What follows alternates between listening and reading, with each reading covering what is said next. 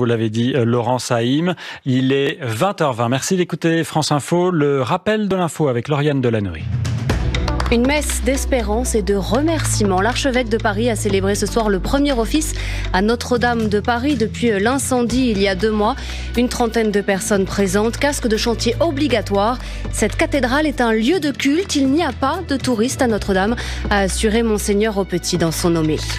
Plus d'1 millier de gilets jaunes à Toulouse cet après-midi pour une manifestation nationale.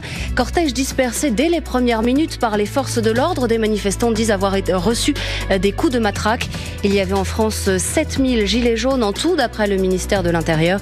La mobilisation la plus faible en 7 mois.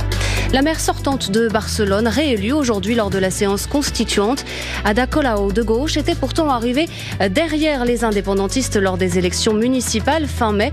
Elle garde son siège grâce à un accord avec les socialistes et au soutien de Manuel Valls, l'ancien Premier ministre français.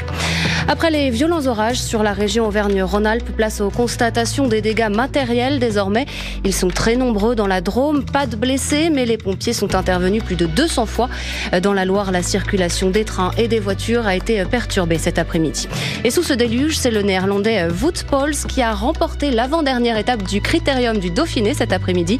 Arrivé à au Setlo en Isère, le Danois Jakob Fuglsang s'empare du maillot jaune de leader. France Info. France Info. Les